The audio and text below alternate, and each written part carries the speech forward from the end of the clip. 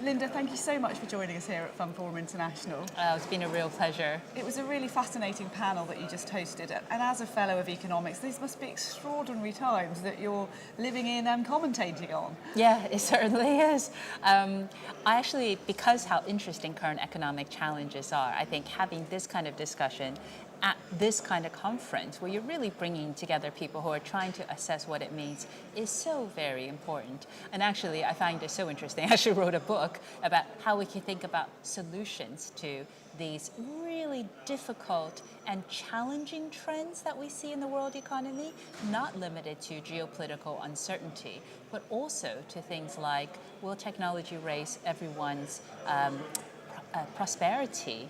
Why are wages so slow if the world is doing so well?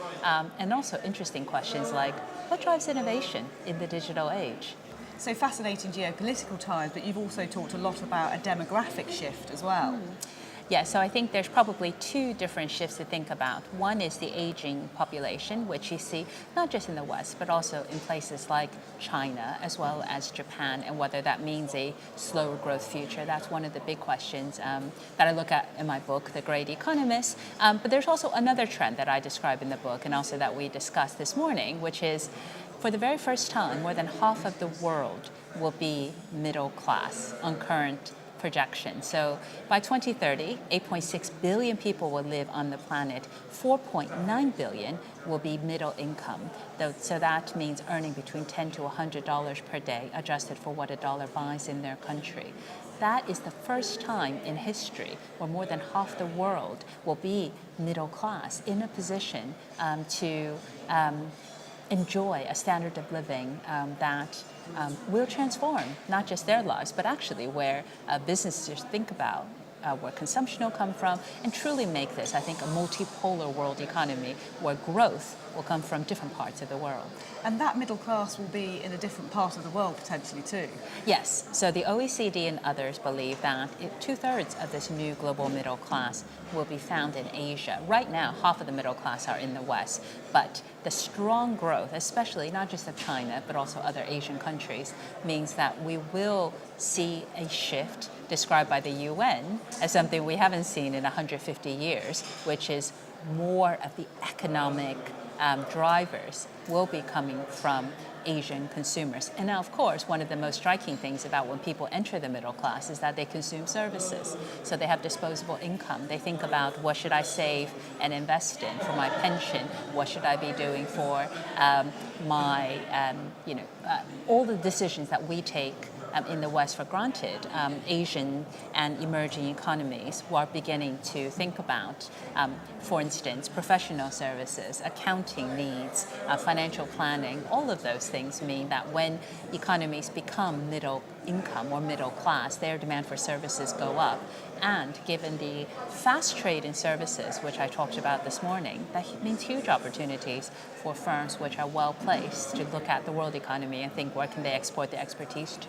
You talked about well-placed firms there. With all of that in mind, and some of the points made by panellists this morning with regard to sort of trade and what you talked about in terms of service being an export, if you like.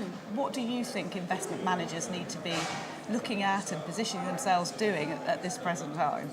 I think they need to look at where new markets are emerging and the process of opening up those markets, because it's one thing to say that, yes, these emerging economies or Asian countries are beginning to develop this area, but those markets have to be open for services. So one of the big trends in the world is that services demand is rising, services exports are rising, but they could grow even more if services were as open as manufactured goods. So I think it's a case of trying to be in the market first as these markets open up, and also encouraging the opening up process, because obviously these countries will be worried about opening up their markets to foreign firms, but they also need the expertise. They need the best practice. There's no point in reinventing the wheel. That's what we learned from manufacturing. They were also worried, but the reason why so many of these countries have become prosperous or on the verge of becoming so is because they partnered with foreign firms to learn about manufacturing and upgrade their capacity. And I think that is the position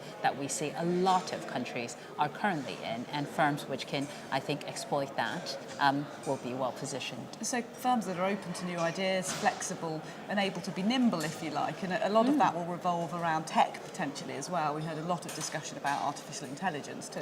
Yes, that's right. And that's the other really striking change in the world economy, which is e-commerce. So this is obviously a manifestation of technology, of the internet of mobile payments. So 1 in 8 transactions across borders are done via e-commerce. So even though we worry about protectionism, it's actually the case that most of us, not just in the West, but also in Asia, look at something on the internet and say, oh, okay, I like that. I'd like to buy that. And most people do it without regard to national borders. So if it's a good product, they're going to buy it, and they pay for it online. And in China, they do so via online portals, which actually import foreign goods who otherwise have no presence in China and sell in that way. So I think being well positioned in the digital age recognizes that so much of this new consumption is probably going to be via online or associated with the internet.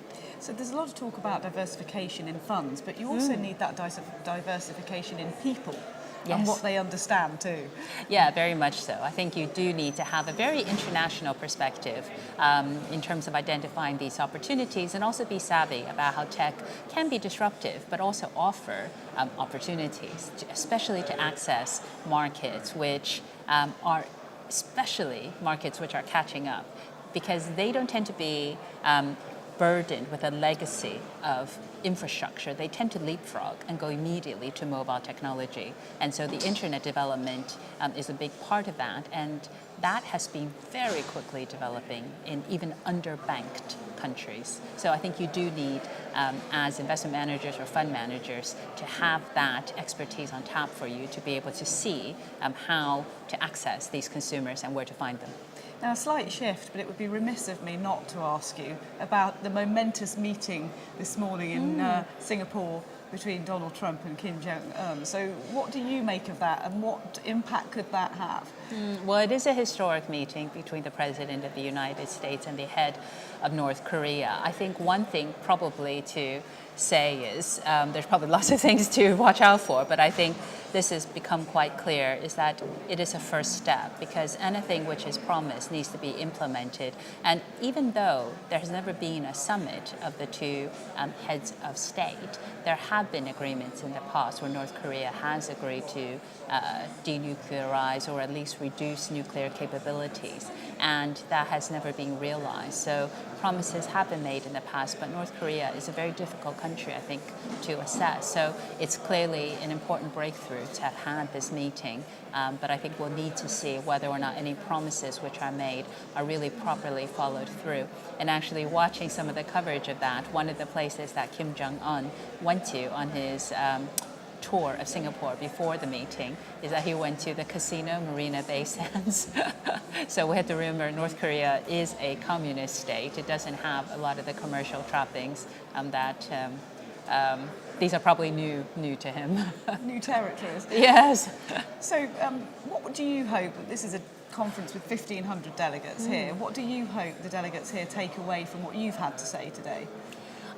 Hopefully a sense of optimism that the underlying growth of the world economy is substantial. We could be on the brink of some really significant changes in terms of where consumption comes from and how to help those who have been left behind by globalization in Western economies, which are increasingly going to be, I think, under strain because of some of the economic problems that have surfaced over the past few years around low wages, low productivity, innovation.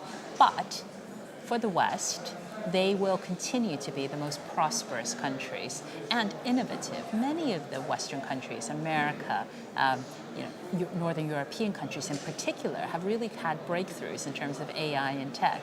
So a multipolar world economy is precisely that. There will be more opportunities in Asia, but there will also be significant opportunities in the West. And both sides have their own issues. So I talked about some of China's rebalancing challenges to sustain its growth and some of the issues in the West around all the things that I referred to a moment ago. So I think if we keep in mind that, yes, there are geopolitical as well as economic challenges, underlying it all, I think, is a really strong growth momentum that's going to carry us forward for the next few years and potentially even transform the world economy by making most of the people enjoy a standard of living in the middle class, which is extraordinary. Do you truly think that this industry could have a really key part to play in a sort of social cohesion globally?